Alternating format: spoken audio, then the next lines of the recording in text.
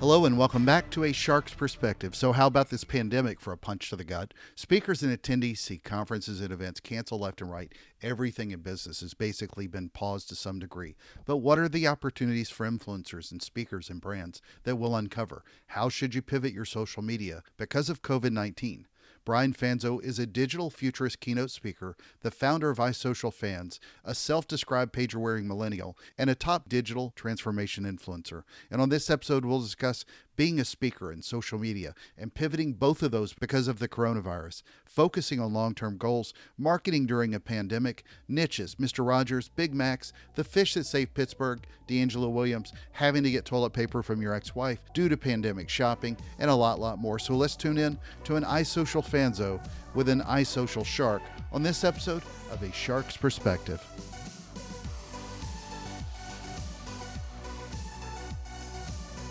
All right. Well, Brian, thank you so much for joining us today on A Shark's Perspective. If you could tell us your background, story, and career to date. Sure. So thanks for having me. So I'm a digital futurist is what I consider myself today. But for many, that's what does that really mean? I went to school for business information systems and I ended up getting a job out of college working in cybersecurity for the Department of Defense based out of Northern Virginia, worked out of the Pentagon in DC. Actually worked there for 9 years in cybersecurity, and I grew a team of about 32 employees. My job was we deployed cybersecurity solutions as well as collaboration solutions like SharePoint with the goal of educating the military at all the different military bases around the world on the cybersecurity solutions, as well as helping the different branches of the military collaborate and share policies, which I can tell you was not the most easy thing trying to get the Army to share a policy with the Navy, especially in cybersecurity in the early 2000s, where it wasn't sexy, fun, or really a priority for the most part. And so I worked there for about 9 years, and I kind of got to the point where I loved working with the military. I had traveled to 54 countries at the time. I had 3 trips to Iraq, 2 to Afghanistan, a little over 30 trips to the Middle East as a whole. But I was looking really to kind of make a bigger splash in the market and kind of reach a bigger audience. And my dream job since I was in college was a technology evangelist, really modeled after Guy Kawasaki. Sure. And what he did with the Apple cult. My brand is iSocialFanz, the letter I there because I'm an Apple fanboy. And so I got an opportunity to have that dream role at a data center company based out of Phoenix, Arizona. So I became the technology evangelist. I reported to the CEO. I had a dotted line to the CIO and a dotted line to the CMO. And I was really in charge of onboarding, employee advocacy, social selling, and our community connection with both our partners and our current customers. And so marketing and social media kind of fell under that as well. And kind of during that time, I was awarded the top 25 social business leader of the future by The Economist. And when The Economist kind of labeled me with that, first of all, I had no idea that I would right. My work was even being noticed. But I was able to travel with the likes of Scott Monty, who's the godfather of Ford social media, and they sent us around to different events for IBM and Dell, and we got to go to these different TED Talks. And kind of during that time is when I really started investing in my own personal brand, launched my company, iSocialFanz. And then I decided to leave. Actually, the data center company I was working for was getting purchased, and they didn't really see the value of a quote unquote evangelist that didn't have direct tie to sales or KPIs or a quota. And so I ended up leaving that and starting my own business as an entrepreneur. I dabbled as a marketing agency and quickly realized that wasn't the life for me. Did a lot of influencer work, a lot of strategy work. And then for about the last 4 years, I've been a full-time speaker. So speaking is my primary source of revenue. I do some consulting and advising for those clients, but I do about 60 gigs a year, ranging on a wide range of topics. But it's a lot of fun. I like to say, if I summarize all of that for me is, I translate the geek speak around kind of technology and marketing, really making it, simple for businesses to understand what they should be using, where they should be using it, and then hopefully, kind of the synchronization of technology and humanity. So that's where the digital futurist label comes from. It's a heck of a journey, but I think it's, for me, where I'm at now is where I know I was meant to be. It takes a long way to get there. I'm 38 years old now, but it's a journey that I'm very thankful to have that background, because I can tell you I tap into collaboration, cybersecurity, social selling ideas on a regular basis. And if I hadn't had those experiences, I wouldn't be able to do what I do right now. Well, were you in the military yourself?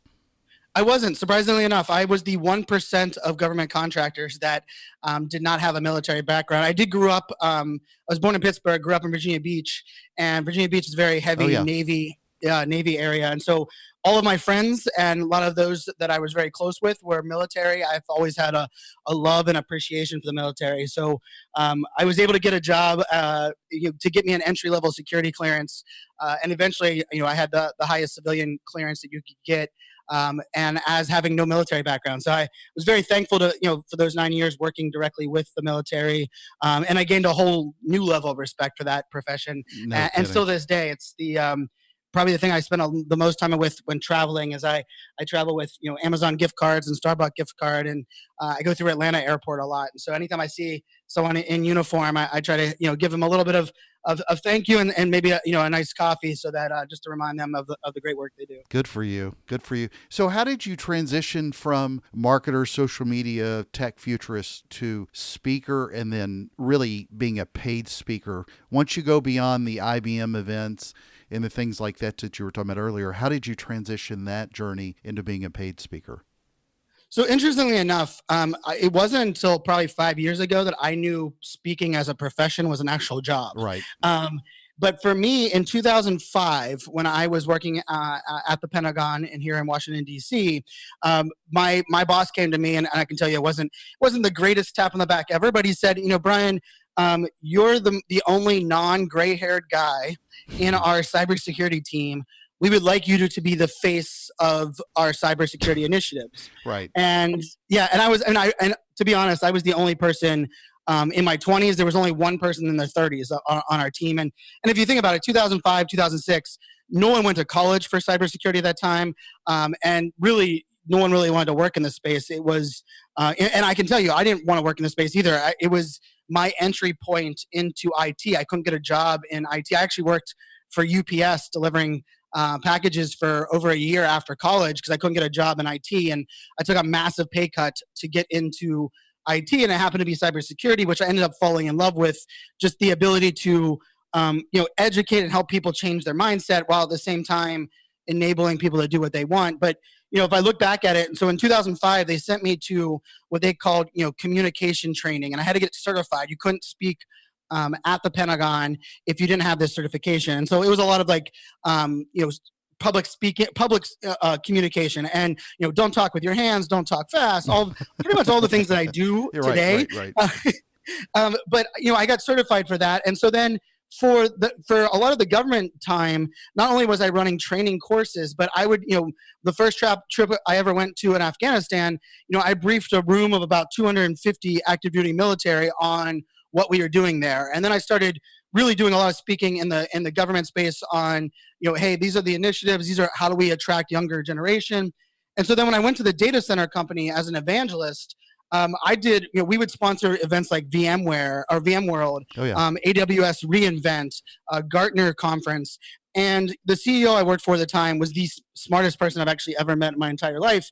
But let's just say the things that you're limited to or not limited to talking about on stage as a sponsor of the event kind of gave me an opportunity to start speaking on behalf of that company.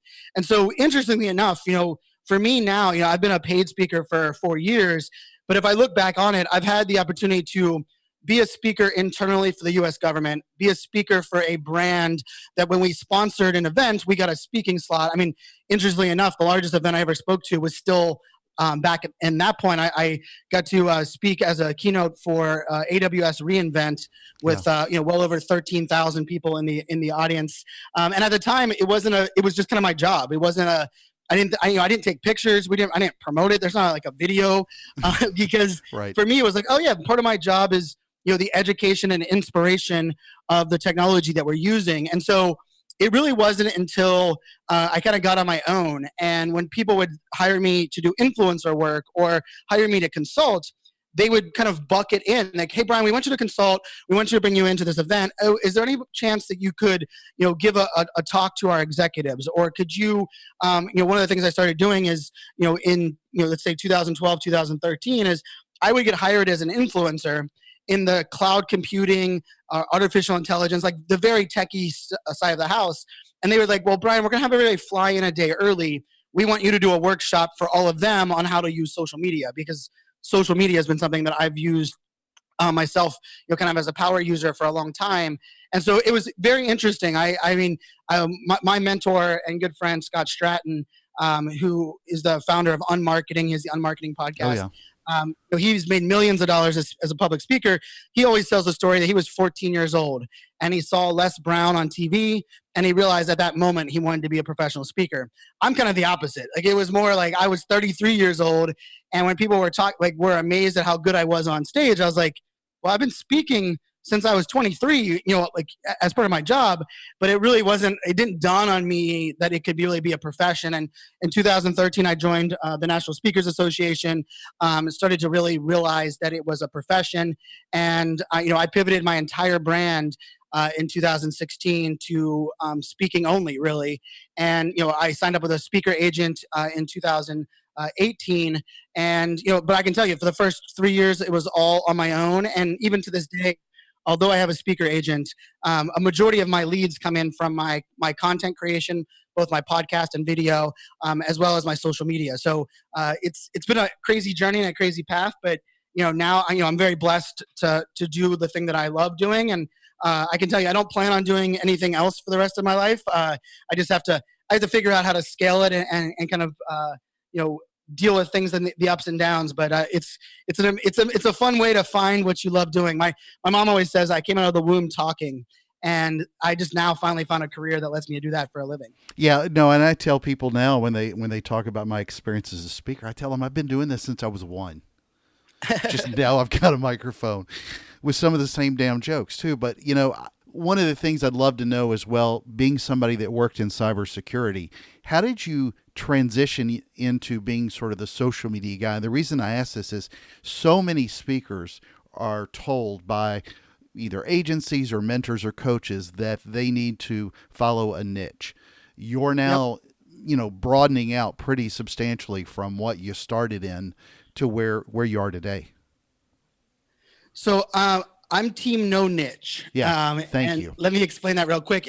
I believe if you have a niche, you should own it. You should double down on it. You should make that what you're known for.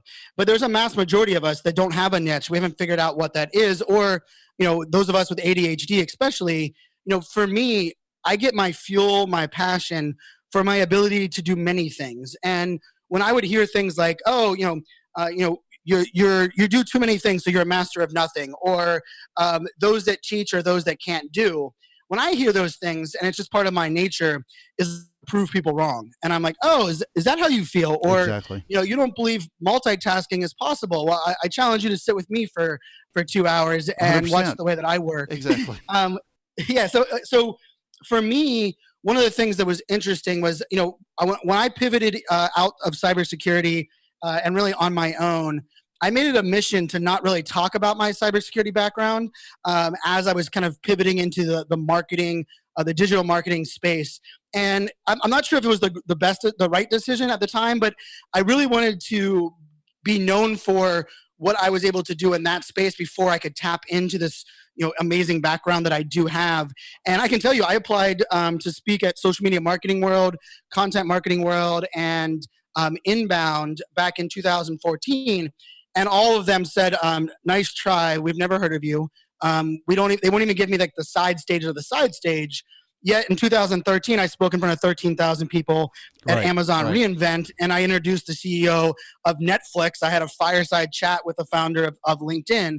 And so for me, it was a little bit of humble pie eating. Yeah. But it was also part of for me was so.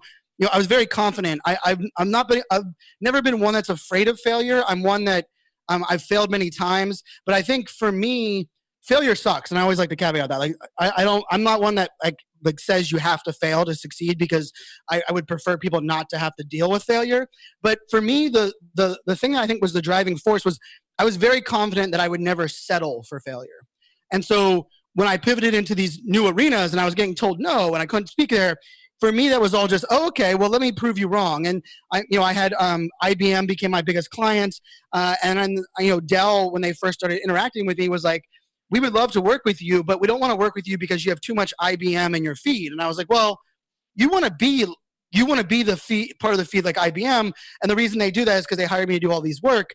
And so then someone challenged me and they're like, Brian, could you go after 8 to 10 of the largest enterprise tech brands in the world and work for them all in the same year? And I did. I did 8. I did HP, Dell, Samsung, SAP, IBM, Capgemini, Deloitte.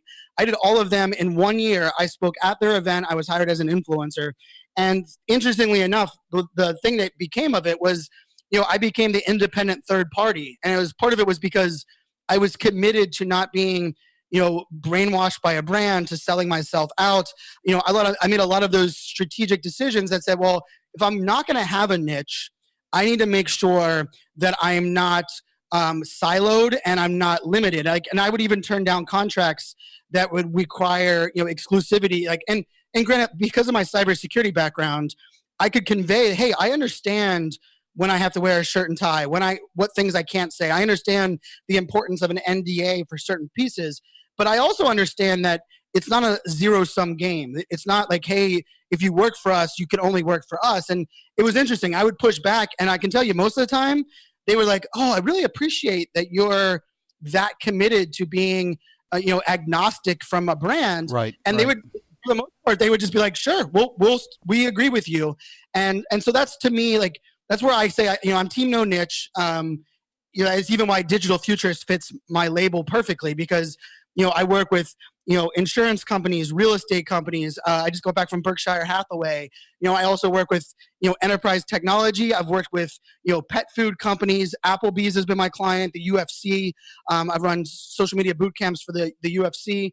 And so part of it is, it allows me to do what I love doing. But I can tell you the hardest part was, if you don't have a niche, you still have to find a way to make it simple for people to understand how to work with you. And that was the hardest part for me. And it took until the last couple of years for me to realize that although I didn't need a niche, I did need to simplify my messaging and simplify the way that people kind of explain my value. And the journey's been an interesting one. But for me, that's kind of how I allowed all this to happen. And really, social media is the answer. I mean, it's as crazy as it was. I remember the day. It's November 2nd, 2013.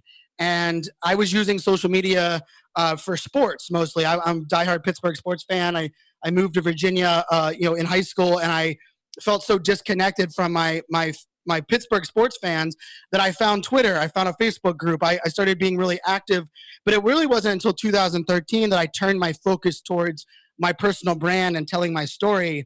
And I like to say, 2013, not very long ago, I had less than 2,000 followers. I wasn't on any, influencer list, wasn't getting any, accolades. And now, I'm very thankful. I've had, 5 podcasts, a little over 3,000 live streams. I have close to 500,000 followers across, the social media channels as a whole. And a lot of that has to do with me telling my story. And so, it's crazy to think about it, but social media, I got known for some of the social media stuff that I was doing in live video, but I looked at it always as the vehicle and medium for me to be able to get my voice heard. And then ultimately, it's my job now to tell my story. And I'm very thankful that, social media existed for me, because I don't believe I would have been able to pivot or kind of live this, no niche life that I have if it wasn't for social. Agreed. I could not agree with you more. And it's funny. I'm listening. I feel like I'm listening to other people talk about me as I listen to you describe it more eloquently than I do. One, you've had way too much caffeine and you have ADHD. So that alone, it sounds like we're brothers. But I had this conversation with somebody in Europe about a gig 2 weeks ago before mass hysteria broke out. And they were talking about trying to niche me down. And I get that they needed a label to put it on. But yep, there are multiple things that I've worked in that I have pretty deep expertise in. I don't need to be siloed, as you said, into only one. And so really, like exactly like you said, it's giving people something, because these are not necessarily marketers, they're event planners. They need Right. something to help put it in terms that they understand so that they can go back and sell it to their audience. They're not just like any other brand. They're not taking the time to dissect me and look at the many layers, that makes up who I am or you are or anybody else is. They need something that they can package quickly. It could be more than one package. It just doesn't need to be overly siloed. And I think that's what too many of the group thinkers do way too often. But, I've seen some of your posts, and this was when I reached out to you in particular about the pandemic and why I wanted to talk about this on the coronavirus pandemic. But if you will elaborate on what's happened over the spring of 2020 to your own speaking career, and then how are you going to pivot going forward? So yeah, it's interesting. As I kind of told a little bit of my story, part of it was this simplification of messaging. I also was one that realized what I'm not good at when it comes to sales, selling myself, especially the negotiation side of the house. Sure. So my speaker agent has really helped out a lot on that. And so for me, I don't when we hear a lot about speakers, you have to have a book, you have to be, nationally syndicated. You need to be, they have all these things. Well, I don't have those. I am working on a book, but that, I didn't have those lists, and I've been very blessed to kind of make my path up the chart without that. And so, the end of 2019, I decided to, pivot completely into speaking, a lot less, one-off clients. If you hire me to speak, I will also consult. I do have a couple of events that have me on retainer. And so I was really all in on that space. I was working on a couple other, I have a clothing piece that I'm working on. I have a couple other little pieces of things that I've been dabbling in. And then, over the last couple of weeks, the coronavirus and the pandemic has impacted everything. And I can tell you, over the 90 days, March, April, May, I had 14 speaking gigs scheduled. And over the last 10 days, it went from 14 to 8 to 2. And I executed on one of them this past week. And that's my last gig through the month of May. And just recently, just in the last 48 hours, I lost a gig in July and a gig in August as well. And so, I'm a dad of 3 girls. I am divorced, and I have spousal support, child support to pay, as well as my own bills, my agent, the couple people that work on my team for content creation and syndication. And so it's not the ideal time. I definitely remember 3 years ago, my mentor advising me on a list of things I need to do to recession-proof my speaking business. I wrote them down on a piece of paper, and that was the last time I looked at it. So I think about that now and be like, wow, I should have done that. So really, part of, if you've listened to my career, and part of my entire thing is I've never been afraid to change or pivot, but I also am a big believer in kind of the greater good. And so one of the things for me when this first happened is I immediately was like, oh my goodness, I need to create an online course. I need to create this. I need to do this. And I started working really, really hard. And then my mentor, Scott, had reached out to me. And one of the things Scott had kind of reminded me was, hey, in this time of crisis, make sure that you're not doing anything in the short term that will not only jeopardize your long-term, but also that might impact or hurt the things that you've been working on for the last 5 years as a speaker, the relationships you've built, the community that you've focused on.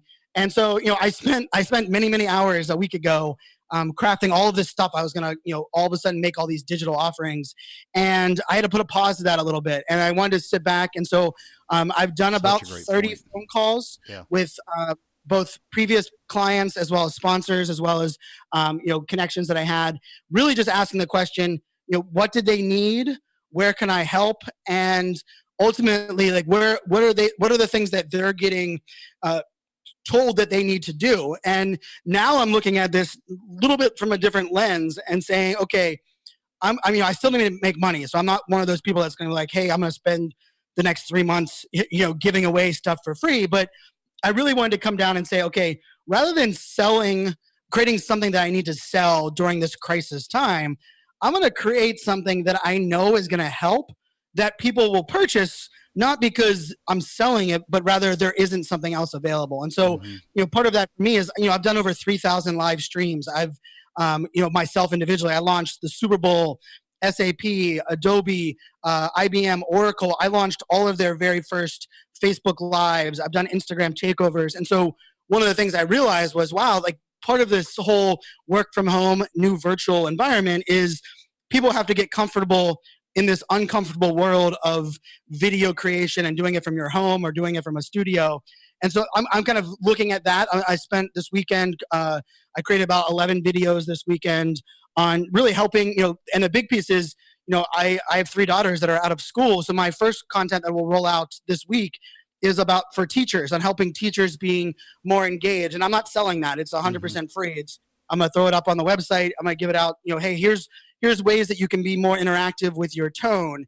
Here's ways that you can use video differently. Here's why you should, invest in lighting, not an expensive camera or whatever it may be.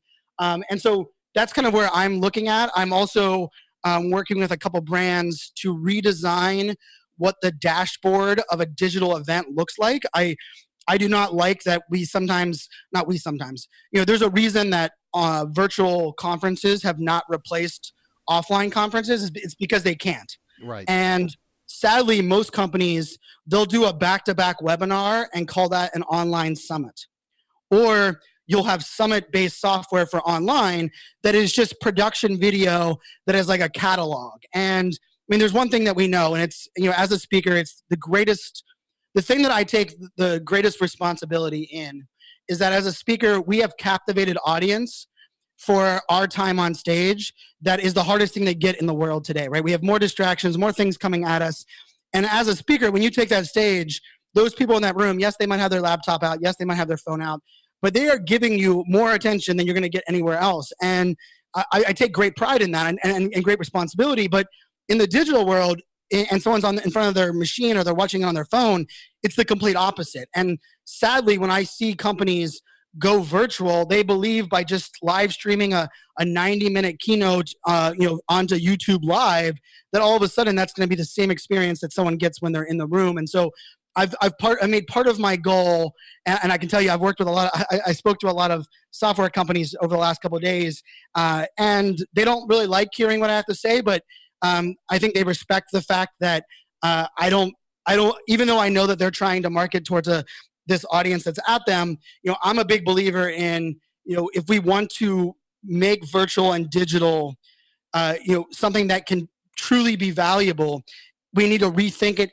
completely from the ground up. And so that's kind of the other place where I'm playing this in. I've interviewed speakers, talked to a couple bureaus, and really just trying to say, hey, like, if we redesign events, I mean, I spent probably 9 hours on this past Friday, taking one of my keynotes that I've given, well over 100 times, and redesigning it into 8-minute chunks of content, to where when I give it, it's an 8-minute chunk, and then I can throw it to a video, I can throw it to a podcast, I can throw it to, maybe a quote from an influencer, and then, bring in some Q&A, and then jump into another 8 minutes. And it took a while. I mean, it took a long while for me to craft that. But, that to me is where I'm going. I think for me, one of the biggest, I would say my true passion, as much as I love speaking, is I love the intersection of technology and humanity. And I don't believe technology fixes people problems, but I do believe if we identify the people problems and solve them with people, technology can amplify and extend the good things that are going on. But it's not like a one replaces the other. And, my experience with cybersecurity, my background with the data center I worked for, I've tried all of those things incorrectly. And I've thrown the team isn't collaborating. Here, let's use a collaboration tool. Oh, that didn't work. Let's throw another collaboration tool. Oh, that didn't work. Let's throw another tool. And then you realize, wait a second, the tool isn't the common variable. It's the people. Like, let's go back and figure out how we can help people understand why they should collaborate. And then let's find a tool that fits our needs. And so I'm trying to take that same mindset to this virtual area that we're being thrown into. And it's scary. It's going to be hard. I can tell you, my bills are something that are weighing on me. I didn't have a runway. I did pivot recently, but at the same time, there is something to be said about, doing it the right way and remembering those long-term goals. Let's pivot then to social a little bit. I speak with a lot of friends who are social media influencers with large groups of followers. Some have great advice on this and some don't, but I'd love to get your thoughts on how brands can take what they learn from people that have large followings, personal followings, and the personal advice they give them and translate that into brand speak on a social channel. So I think, I think one of the things that we have to think about today is that, and this is a lesson that I got from my dad. My dad's a candy salesman. And one of the things I always say is that, social media will never replace a handshake. Mm-hmm. But if you invest in social media, in the social listening, in the engagement, in creating stuff that helps, it will give you the opportunity to have more handshakes. And I always like to say, and turn handshakes into hugs, right? And if you think about that from a brand perspective, we've always heard that people buy from people they like. But the weird part about that statement is that the rest of that comment has always been, we really just don't buy from people we don't like. If we have a lukewarm feeling or no emotional attachment at all to someone, and it's the cheaper option or the solution in front of us, we will purchase from that, right? So I've always challenged that notion. And so if I look at it in 2020 and beyond, I'm going to add a new one to people always buy from people they like, is that people always buy from people that they can relate to. And so if you're in a brand or a company, nobody trusts a logo. Nobody trusts, just because you've been around for 60 years doesn't mean you have a trust, especially for those under the age of 40, that will oftentimes tell you that, oh, if you've been around for 60 years, I'm guessing that you don't relate to me. You're stuck in your ways. It takes a long time for you to change. And so when we look at that, my biggest pitch to every brand is we're all in the same game. We're all in the business of building trust. And the question starts to become, how do we build trust in this digital era? And the first answer is, it's not through your logo or your website. It's through the people that make up your company. Great companies are great because they have great employees. It's our turn now to switch our social media focus to highlighting them, right? And we're starting to see some brands doing that with, their blogs being written from different employees across the company. We're seeing employee takeovers. We're seeing, people that are, getting even reshared or highlights, a video where we're talking about, hey, this is one of our employees on the product team, and they're going to share their story. And so it's starting to get that way. But that's my advice is that, it isn't about, when we hear the word personal brand, most people are like, oh my goodness, that's just because it's one individual. But really what personal branding means is it means you're building trust through a relationship, through a community, and you're establishing your digital first impression to be your story. And so, the keynote that I give, the book that I just, am finishing writing is called, Press the Damn Button is the name of it. And the whole premise of that is the old school way of letting your work do the talking for you no longer works. If you are waiting and letting the work do the talking for you, you'll be out of a job. Your company will go out of business, because right now we have the ability to tell our story, and those that are faking it till they make it, they're selling unicorns and rainbows, and they're telling their story, and they're drowning out all of the great companies that are doing great things. And so the option now is it's our turn to press that button, right? It's our turn to tell our story. And part of that becomes, how do I empower those people across my teams? And so I look at social media, the social listening component is extremely important. The engagement, customer experience side of the house is extremely important. But I would argue, especially in times like right now, 2020, I think employee advocacy, social selling, employee takeovers, influencer collaborations, we haven't even seen the explosion of that yet. And it's mainly because we're just now starting to see customers demand transparency, authenticity, and trust. We're living in exciting times, but for brands that are out there, my advice might be a little, tough in the sense of, if you're not telling your story, you're going to be out of business. But the truth is, think about it. I mean, if someone else is, on every channel, they have a podcast, they're putting out all this information, and although you're doing great work, your work is never seen by your target demographic. It's kind of just, inevitable where this will lead us. And so that's how I look at social. It's, social media in 2020 is so much different than it was in 2016. And I think we have to kind of respect that and see how that we can, kind of connect that in today's day and age. Cannot agree more, specifically about using employees to help tell the story, because that to me is really, one, it'll fix a lot of the employee advocacy, or at least it gets it started to fix. Two, that's really your biggest set of influencers, and companies that let communications team, who mean well, but when they are the only ones who are shaping the brand to the rest of the world through some written type or story and trying to message that, it becomes wrong. It doesn't work. It falls flat. So we're in a midst of chaos, especially now with the viruses and pandemic. Have you thought about, especially now when you see it, what kind of social media posts a brand should be putting out there right now? And what's your advice on how much somebody should market in social media with a lot of the brand speak that is already bad anyway, but it just seems like they're really killing it right now when you're talking about, COVID and everything else going on, COVID-19? Well, one of the things that we have to remember or respect is that, the word unprecedented or, first time, like those are words we've thrown around for a long time. Yeah. The current crisis is unprecedented. Oh, We've absolutely. never experienced this. And so I don't believe there's a playbook. I don't believe there's even a crisis management book that understood the disruption to life, the disruption to not only the stock market, but to, the local mom and pop, to, the stay-at-home mom or the mom, or dad that, all of a sudden are going to have their kids home for 1 month, 2 months, maybe even, 6, 9 months. This is all unprecedented. So, part of it as a brand, I look at this and say, when we're dealing with unprecedented times and the unknown, we have two ways of doing this, right? We have one way of, being silent and kind of allowing things to happen and focusing on engaging the customers that we already have. The other piece is doing something that is helping, that is providing value. I don't believe it, and I made this comment yesterday and I got attacked on Twitter by pretty much everybody in advertising, but I believe using Facebook ads to target your community during a time of crisis is very naive, because and here's the interesting thing is I think Google ads and search ads should be using money right now, because we have to remember the emotional state of those that we're trying to reach. And yes, Facebook, you can hate it or you love it, but right now we're on lockdown. We're feeling lonely, disconnected, and when we're going to something like Facebook, we're seeing posts of our friends losing their job, this unknown, is this fake news or bad news around the coronavirus? And then we see, an ad promoting something, like, hey, here's,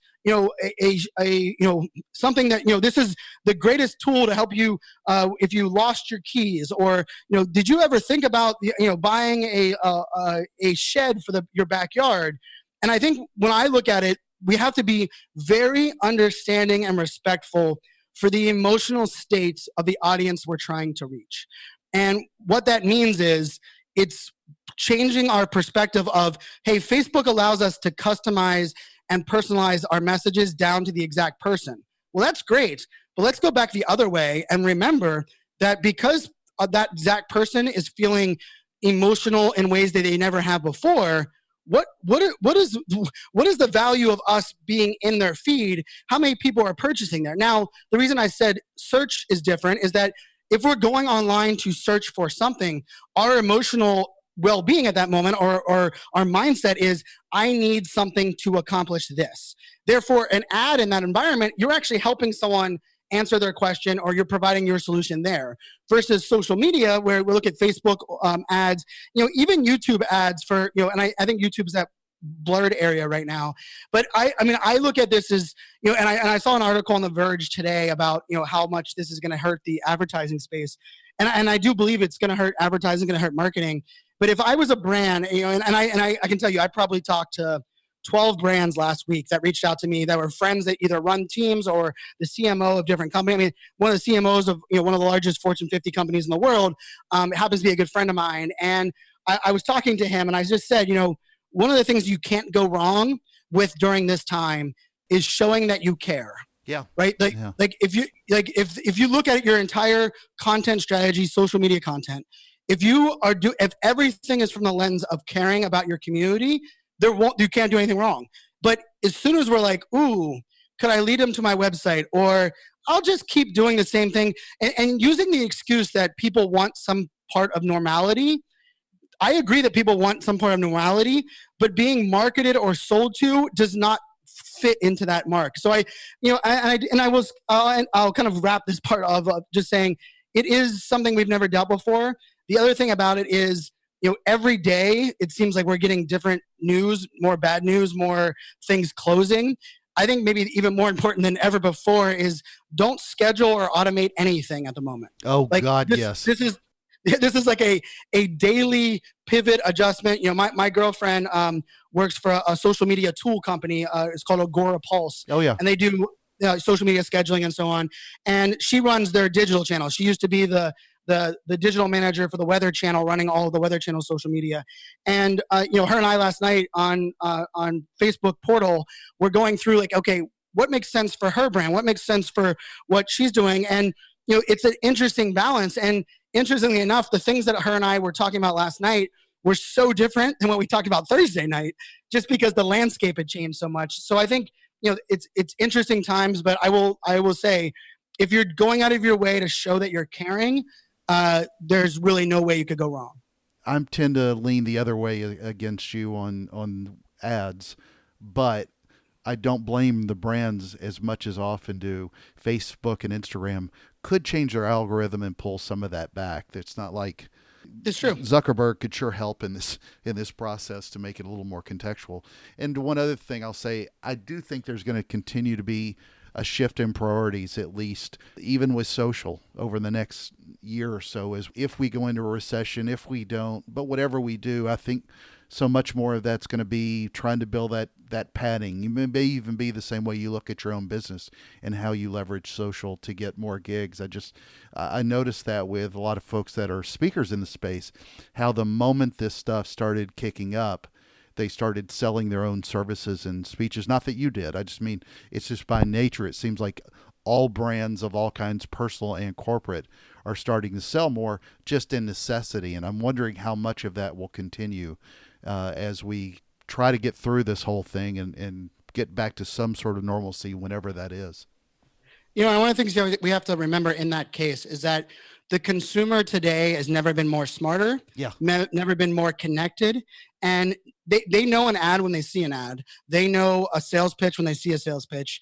They know a blog post that is disguised as a blog post, but really is a white paper that has 19 calls of action.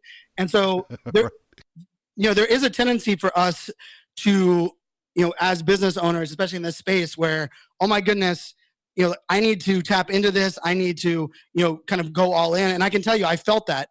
But the other piece of this is that with the consumer being as smart as they are, we also have to respect that in the sense of or what we're going to do, or this idea of all of a sudden, if you're selling an online course and you've never built an online course before, you don't understand the learning objectives in in that kind of environment, and someone buys your course and they get zero value out of it, the chance of them being an advocate for you to ever speak for their brand or work with them in the future is lost. And so my advice to a lot of people is that the risk isn't just that you sell something that isn't of value. The risk is that you lose that person as a current customer, a future customer, and an advocate. And this is where I originally was thinking, how do I sell a whole bunch of stuff? Now I'm thinking, how do I get the value to the people that already know me, right? And I do think that a little bit of that comes into this idea that we are living in this time where, we do have to respect today's consumers. And I mean, not only are they smart, but, even if we're getting, a financial help from the government, even if some people that have, that were planning and had some residual income set up, I think part of their whole piece comes down to this idea that says, what are they going to spend their money on? And what, where does that matter the most to them? And I'm going to guess, this is my prediction, is that those that have built a community, those that have been establishing trust in the long term, you don't have to have the greatest funnel at this moment. You don't have to have the greatest, advertising, strategy at this moment. You just need to get what you do really well in front of those existing people that have trust you, and you will get through these times. Because I think that's the overlooking of this is, I'm creating some content around working from home.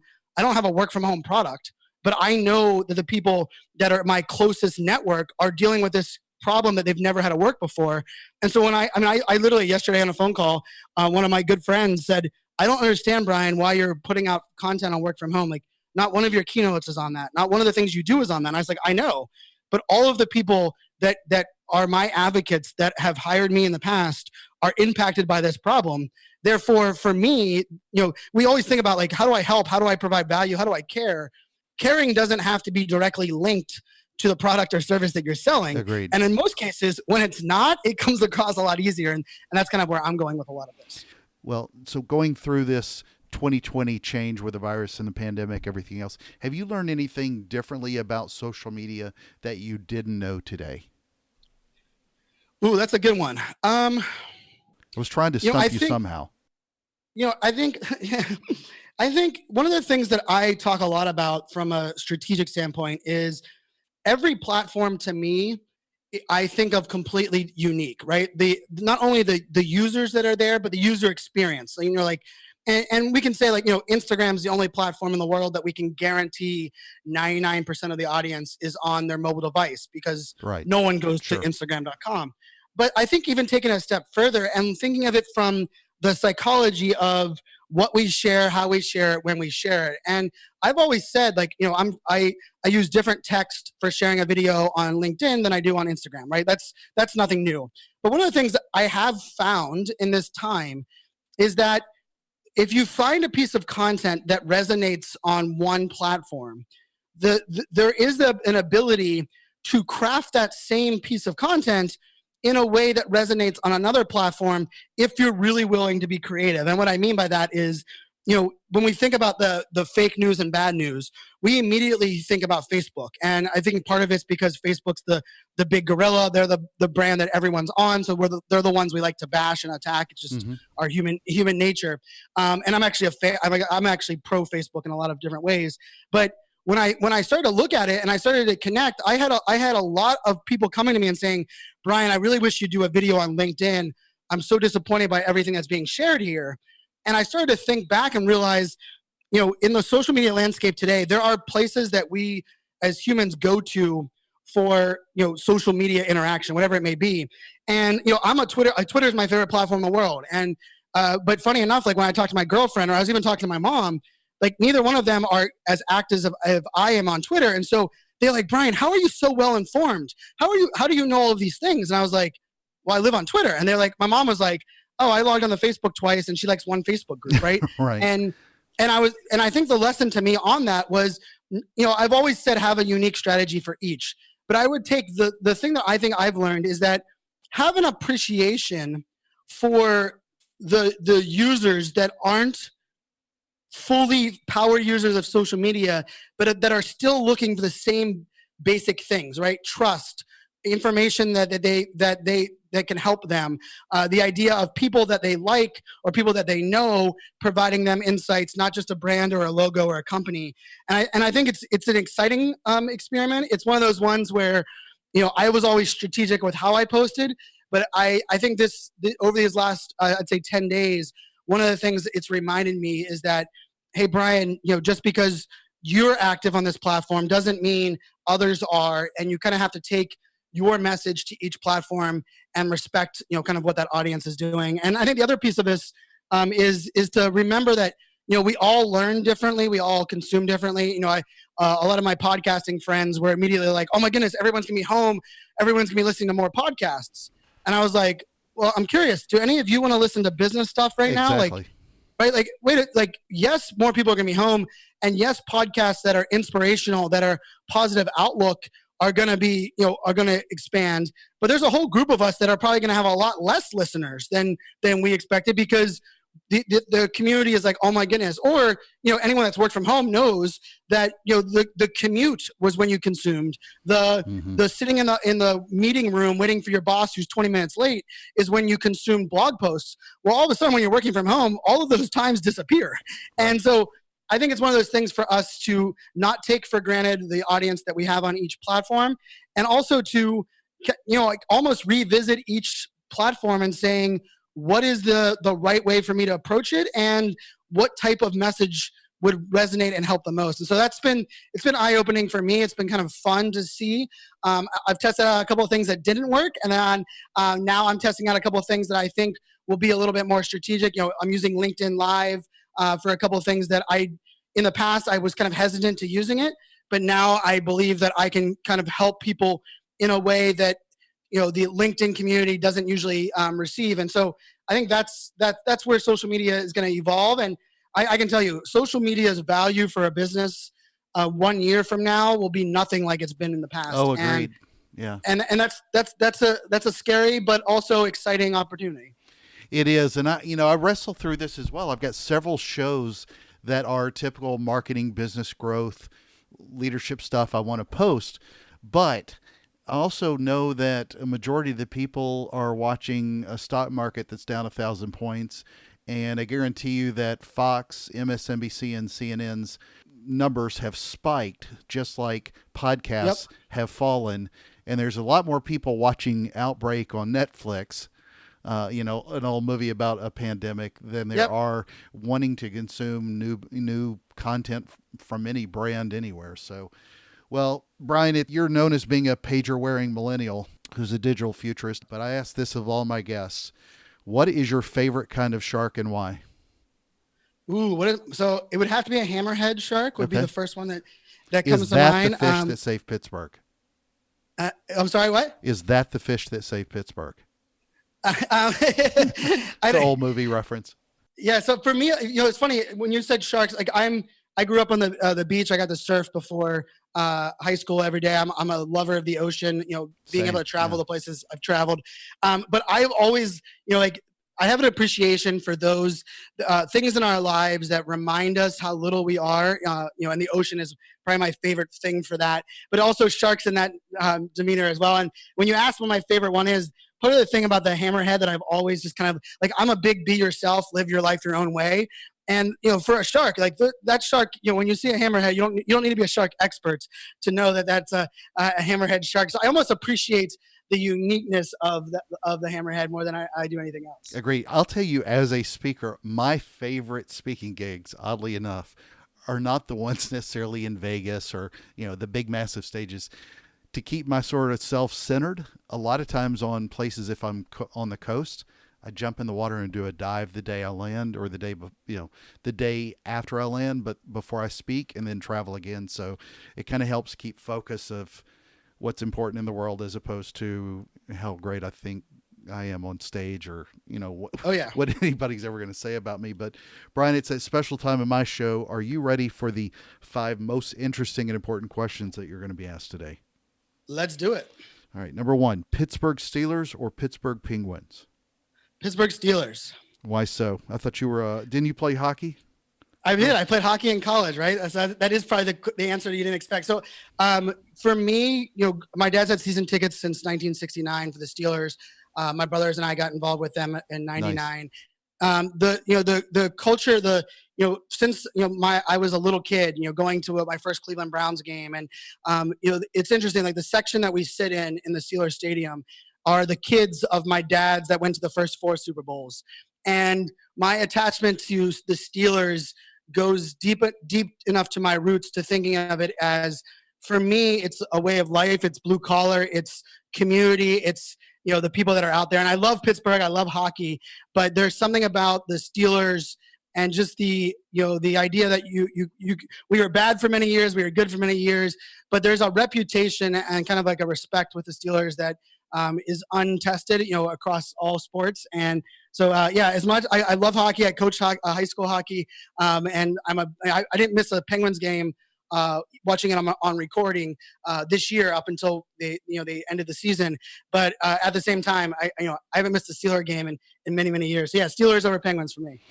Well, Steelers did have one of my favorite running backs of all time, even though he only played there for a very short time. But D'Angelo Williams, who wrapped up his career in Pittsburgh, was a phenom in college and was amazing in Carolinas. Yep. And then took over for somebody who had a little bit of a drama to him.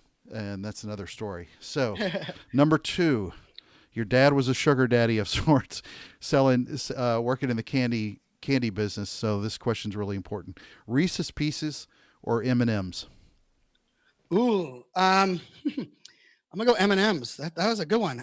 And funny enough, my dad, he sold peanut brittle, and I don't like peanuts. Oh, nice. I do like peanut butter, and I do like Reese cups and Reese Pieces. But My joke was always like, I would have been 400 pounds if my dad had sold a candy that I actually liked, because my friends would come over and they'd eat the butter toffee peanuts and the peanut brittle, and they're like, Brian, you don't eat it? I'm like, I don't like peanuts. So so M&Ms were always like my outlet of like, hey, this is the non-peanut flavored thing. And so my dad would go to conventions, everyone would care about his product, and then he'd have to go get me M&Ms just to kind of get me through. So that's a good one. Number 3, Whopper or the Big Mac? Ooh, I'm going to go Whopper, but if I had to choose, Five Guys Burgers is my favorite in the world. I lived in Arizona for a long while, and everybody sold me on In-N-Out Burger, but I'm a Five Guys guy through and through. I actually ate it yesterday with my daughters. So I go Whopper if I had those choices, but I will drive by multiple Burger Kings, McDonald's, In-N-Outs, Fuddruckers just to get to a Five Guys. I'm never enjoying necessarily McDonald's, but the Big Mac was invented in Pittsburgh. It was invented in Pittsburgh, which we take a lot of. We like to invent a lot of things where you throw a bunch of stuff on sandwiches, like French fries or coleslaw. We kind of like those, so it doesn't surprise one bit that was from our neck of the woods. All right, number 4, Captain Kangaroo or Mr. Rogers? Oh, Mr. Rogers. Yeah, another Pittsburgh. Mr. Rogers is Pittsburgh. Exactly. He's like the spirit animal. I mean, I often when someone asks me who thinking about like these day and age, like if Mr. Rogers was around right now, he would be the leader that we would all lean on to, right? He had a way of calming the unknown and approaching things in ways that people of all ages. So yeah, I'm Mr. Rogers all day. Yeah, that would be amazing. I mean, even Tom Hanks, as great as he is, can't even set the bar, that high. Number 5, and the most important question that you're going to be asked today is biscuits or cornbread? Oh, you might have stumped me there. Biscuits or cornbread? I'm going to go cornbread. All right. Yeah, that I guess cornbread. I mean, that's a tough one. I like biscuits and gravy, but I like cornbread, in multiple different facets. And I'm a big chili eater, and chili, Cincinnati chili over cornbread is a go-to of mine. I actually, when we were stocking up for the possibility of being on lockdown, the first thing my oldest daughter said was, Daddy, make sure you get enough stuff for your cooking your famous chili a couple of times. and one of those things I needed to get was cornbread. So I'm gonna do that. I'm gonna go with cornbread. Then I won't make any toilet paper jokes to go along with that, because that's trust me, that's the other pandemic. It is. I can't find any toilet paper, and I've been putting it out there to the world that I really do hope that those hoarded toilet paper with ill will, they get paid back with really bad karma somehow. Yeah. Because I hope that maybe they're constipated for like 3 months so that they can't use what they had. But the idea that this pandemic caused a toilet paper shortage makes no sense at all. And at the same time, it makes his. But I went to 5 stores. I ended up having to go to my ex-wife and saying, "Hey, can I borrow toilet paper from you?" So that's how bad things got. Where I was like, "Hey, this is where I have to go." That's great. We ended up buying some that we needed. This is the first time and probably the only time I'll ever talk about toilet paper on the show. But we bought some over the weekend, and I posted something about it and held it up because I don't know. It just seemed like we had accomplished something after hearing all the nuttiness going on. So, Brian, where can people find out more about you, keep up with what you're doing with all of your social posts and thought leadership in this space and more? Sure. So across social media, it's under my personal brand, iSocialFanz. So letter I, social, and then FANZ or Z at the end. My last name's Fanzo, so it's a play on that. So I always say, I'm on every channel, very active on every channel, mainly because I want to be able to help my clients and the audiences understand the channel. So you don't have to follow me on every channel. You might get a little overwhelmed, but pick your favorite channel and give me a follow there. And then my website is brianfanzo.com. New speaker website all launched up there. A lot of fun. And the podcast that you might want to check out is called FOMO Fans, which stands for the fear of missing out. It's my weekly show. I don't do guests. It's just me kind of hopefully calming and curing your fear of missing out around digital marketing, social media, entrepreneurship, even a little bit public speaking in there. So, check out that podcast. I have a new podcast that was actually supposed to launch this past Monday, but I'm going to push it out a month or so because of the current times. But I'll be teasing that out more on the current podcast. So, give me a follow on any of those channels. That would be great. And thanks so much for having me on. Brian, thank you so much for joining us today on A Shark's Perspective.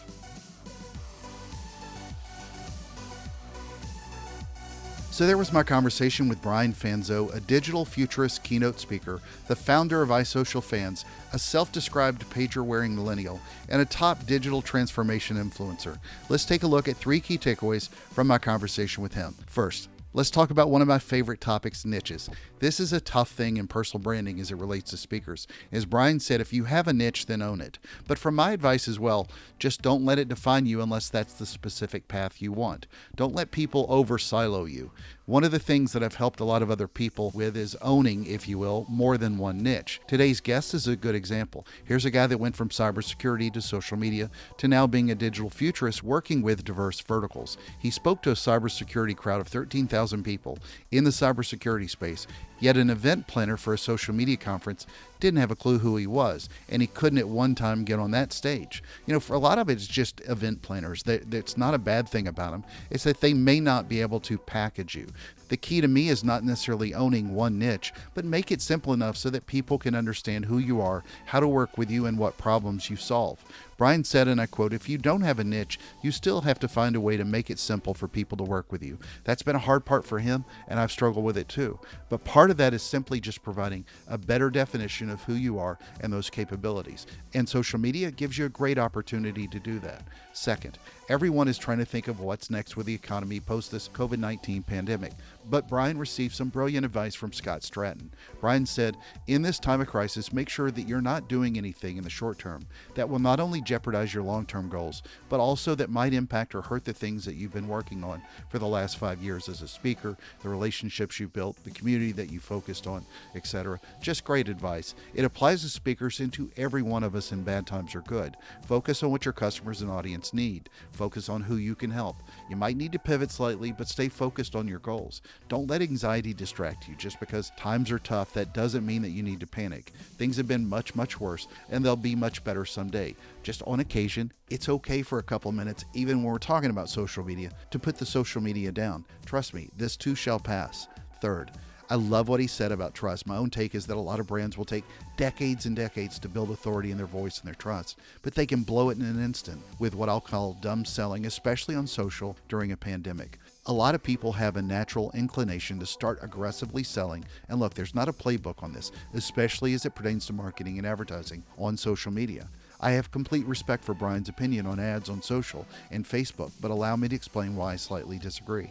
Like other channels, Facebook is a publisher. It's a channel different from any other, but like other publishing channels, TV, radio, print, websites, etc., I wish it could be a channel where we only get together to be social, but all channels, like the businesses running those ads, have to pay bills to keep the lights on and so forth. But he is spot on in that you can't do too much to show that you care. What I'd love to see is where brands should dial back the dumb normal ads during a time like this and instead put some real money behind showing how much they care, what they're doing for the community, the stories of the real people who work there and how they're being affected like the rest of us.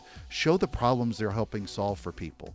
Don't show the only $19.95 offer or the this, that, or the other holiday sale that nobody cares about. Social channels won't get rid of ads even now. It's too big of a behemoth for them, even though I wish they weren't so addicted to it. But no one screams about the other ads on other channels as much. It's on brands, though, to just do much, much better on ads that actually resonate with people and hit them emotionally and viscerally, because we're all in this together. And look, if you're not in it with me right now, especially now, well, then I'm not going to be in it with you, especially as it pertains to my wallet. Look, this isn't rocket surgery. Pivot and pivot now. And a rare fourth, I applaud him for getting gift cards for the men and women in the military service. Do that same thing, expand on it, and this will help during the pandemic. In your local area, buy a gift card from a local restaurant, for example, and gift that to a local cop or firefighter or nurse or EMT. There are so many people, military to civilian, and to each of those I say, thank you for your service. Got a question? Send me an email to kenneth@asharksperspective.com. Thank you again for the privilege of your time. Remember, we'll get through this, so don't hoard the toilet paper. Join us on the next episode of A Shark's Perspective.